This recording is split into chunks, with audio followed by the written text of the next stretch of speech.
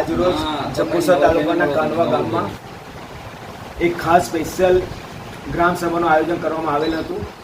તેમાં સર્વે ગ્રામજનો એકઠા થયેલા હતા અને એમના જે પ્રશ્નો હતા ગ્રામલક્ષી એક બધા પ્રશ્નોને વાચા આપીને એની નોંધ લેવામાં આવી છે.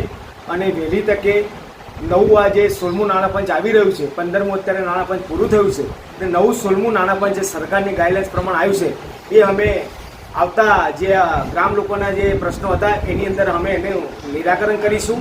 અને સારી રીતે સભા મળી, સર્વે આનંદ, લોકો હસી ખુશીથી ગયા. તે બદલ હું સર્વે ગામ લોકોનો ખૂબ ખૂબ આભારી છું. તલાટીશ્રીઓ રમેશભાઈ, જયશ્રીબેન, સરપંચશ્રી, અમારા સભ્યશ્રીઓ રમણભાઈ, નટુભાઈ, શરીફભાઈ, માધુભાઈ, બધા ઓલરેડી મતલબ કે આપણા જીતુભાઈ, દરેક સભ્યોનો બી આભાર માનું છું. દરેક લોકો હાજર રહ્યા અને હસી ખુદી સરસ ગ્રામસભાનું પૂર્ણ થયેલ છે. બીજું, ગામની અંદર વિકાસલક્ષી કામો દરેક મારા યુવાધનને બી જણાવવાનું છે અને લોકો ગ્રામના માતા પિતાને બી જણાવું છું કે સારી રીતે અમે પ્રાયોરિટીમાં જે પોતાની હોય, પોતાનું ઘર હોય તે રીતે અમે કામો કરી રહ્યા છે અને તમે જોઈ રહ્યા છે. પણ આજે ગ્રામ પંચાયત એક દુઃખની વાત બી હું કહું છું કે અમે જે સારા કાર્યો કરી રહ્યા છે તેની અંદર અમુક પર્સન્ટેજ, એ તો અમે બી માનીએ છીએ ગામ હોય ત્યાં થોડું પ્રોબ્લેમ હોય જ, દરેક 2-5%. પણ એ 2-5%ની અંદર ની સામે કહેવાવાળા બી આજે હોવા જોઈએ. ત્યારે આપણું ગામ જાગૃત ગામ કહેવાય. આજે કોઈ બી કાર્ય સારું થયું હોય તો એને સારું કહેવું પડે. પણ એને જો ખોટામાં સાથ આપે તો એનું પછી આગળ આપણે પ્રોસેસ થઈ શકે નહીં અને આપણે બેડ ન્યૂઝ જાય છે. તો આજે એવા બી 1-2 પ્રશ્નો છે મારી કાન નીચે આવે છે, અમે જોઈએ છીએ, સમજીએ છીએ. આજે એક આપણે મેં હમણાં કીધું ગ્રામસભામાં મેં રજૂઆત કરી કે ભાઈ આજે અમે એ વિસ્તારના જે આજે લીમડી ચોક વિસ્તાર, ખૈવાડા વિસ્તાર પાછળ છે, અમે એમના સારા માટે જ કાર્ય કર્યા છે. એમના મેં જોયું છે ત્યાં 2-5 ઘરો છે, ત્યાં નાના નાના બાળકો ભૂલકાઓ રહે છે.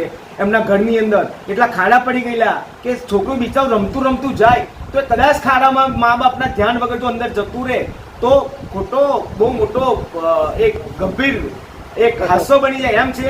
એના ધ્યાન રૂપે અમે ત્યાં રિચાર્જ બોર કર્યા છે અને રિચાર્જ બોર આજની તારીખે આખું ગામ જોઈ શકે છે કે સક્સેસફુલ છે. આજે 4 દિવસમાં બધું પાણી ઉતરી ગયું. તો સત્યને સત્ય વસ્તુ સ્વીકારતા શીખો, બીજું કંઈ નહીં. બીજું મારી કાનમાં વાત એ પણ આવી છે કે સાલું આટલું કરવા છતાં હું આજે મારા પિત્રાશ્રીના નામથી આજે હું ગેટ બનાવી રહ્યો છું. કોઈ મને કોઈ 1 રૂપિયો આપી નથી દેતા તો બી ખોટો દુપ્રચાર કે જેને ગમતું નથી કે એ તો કંપનીમાંથી રૂપિયા લાવ્યો છે, આમથી લાવ્યો છે, તેમથી લાવ્યો છે, એટલે આવા દુપ્રચાર કરી રહ્યા છે. તો મહેરબાની કે મારા 2 હાથ જોડીને વિનંતી કરું છું ગ્રામજનોને કે આવા દુપ્રચાર હોય તો મને ભાવર વચ્ચે બોલાવો અને 500 માણસ ભેગા થાવ, એટલે 1000 માણસ ભેગા થાવ અને આજની પંચાયતમાં બી કંઈ પણ તમને ભ્રષ્ટાચાર લાગ્યા છે, તલાટીઓ છે, ગ્રામ લોકો બી છે જાહેરમાં, અને દરેકને જાહેર સભામાં કહું છું કે અમને પ્રૂફ સાથે બતાવી દે તો આજે અમે રાજીનામું આપવા તૈયાર છે.